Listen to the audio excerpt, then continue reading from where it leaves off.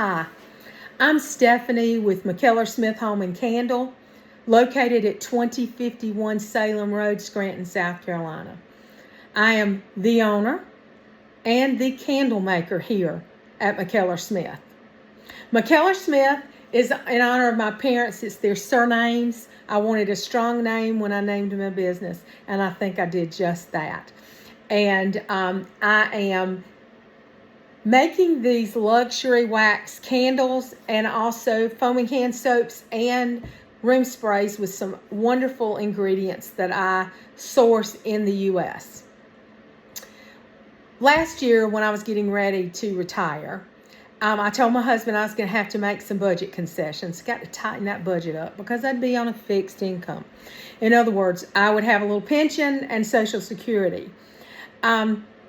So I started thinking about where I could cut. And one of the first places was stop coloring that hair every 4 weeks. Quit fighting Mother Nature and all that gray and just go. So I've embraced gray hair. I love it now. Also, I stopped having my nails dipped all the time, and now they're all natural, which works great with this business. And finally, it was candles. So I love candles. I had a serious candle habit, and I spent a lot of money every month on candles, and I burned them all the time. So told my husband, I said, you know what? I'm going to learn how to make candles, and I'm going to make candles for myself and for all of my families and friends for every occasion possible. I started, and after that first couple candles, I was so hooked. So I started making them. The first ones, I did the fancy little floral embeds. They were so pretty. Didn't have a dab of scent. So then I got into the next phase where they didn't look as good, but I started smelling something. And as a young candle maker, because I'm not young, but I was in candle making, you get excited about some scent, especially when you're burning it and you're smelling your candle. Well, I stumbled onto what is my current candle wax of choice, and that's olive oil. I buy it from a family-owned company here in the U.S. They're the only ones who make it. And it handles scent so well, and it's beautiful burning. So, it is a luxury wax. You don't hear about it a lot. I think it's underrated, but I don't want a whole lot of people knowing my secret. That's how I get these great burning candles. So, I also use premium fragrance oils. They're all tested. They are phthalate free. They are vegan. They are Prop 65 compliant. They are skin safe, and that is why I can make matching hand soaps and room sprays in the same fragrance oils. And finally, and as important as any other point I've made, is they're cruelty free. At McKellar Smith, we love our pups. I have right now, I'm looking at Miss Allie. She is a Great Pyrenees rescue, one of the best things I've ever done. And she comes to work with me, if you call this work. And when I have pour parties, she comes over and greets everybody. She cannot wait to meet people. And so she helps them when they're picking out their fragrance oil or choosing, designing their labels. She's right there with them all the way. People have just embraced her as I have. So it's very important that my products are cruelty-free, and they all are. I do hand pour everything. Everything's small batch. As I said, everything's deliberate. I even design and make the labels. Pretty much I do everything, including cleaning the floors. The only thing I don't do in-house is do social media, because I am at the end of the baby boomers, and I know squat about social media other than I need it. One thing I did know is what I didn't know, and that is I could not do social media, so that's the only person I have hired, and she does a phenomenal job, and we have become good friends. So I am on all of the little social media platforms. I do a weekly tips and tricks video for followers. I love doing that. So it's kind of in the format that I'm doing here, other than I'm telling you more about my business, and that was stuff that I told my followers early on. I do have a couple of my classic scents or signature scents that I do. First is Leola's Iris.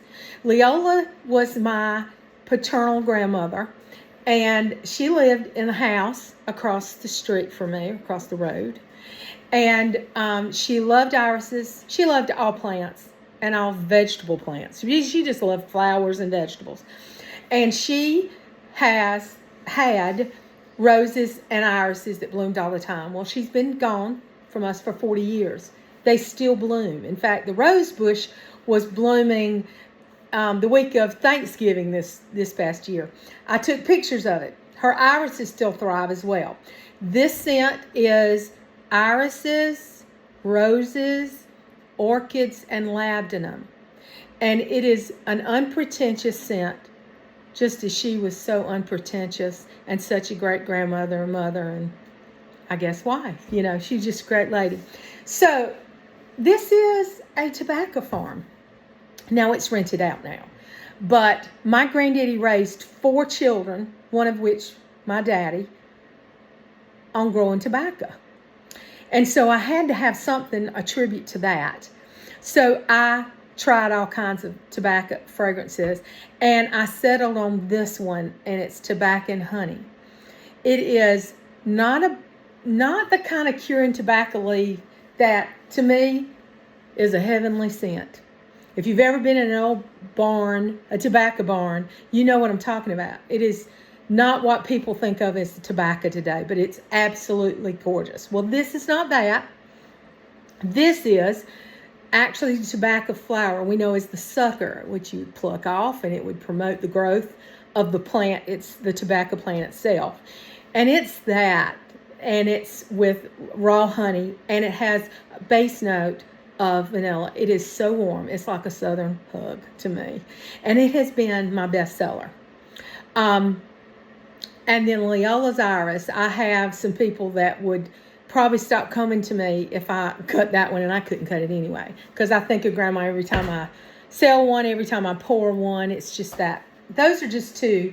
And I have, I'm constantly testing new scents. And I have several that are going to remain in the collection because they've done so well. But these 2 are really say a lot about my grandmama and my granddaddy Smith. Now, as I said, small batch, I hand pour. I do have some studio hours for people to browse, do local pickup. I've started doing markets, and I do really well at markets, and I'm really hoping that you choose to allow me to come into Artfields as a maker in the maker market. That's why I made this video, just to share a little bit about what I do and my passion for candle making, and the fact that I do love this area. I love what's happening to Lake City. I'm one of those people back in the 70s. I used to cruise town. This farm is only about 11 minutes from downtown Lake City. I choose to shop more in Lake City than I do Florence. I don't really care to go to Florence much. I'm more of a homebody now that I've gotten older, and I love it here. And I'm so happy to be back doing what I now love.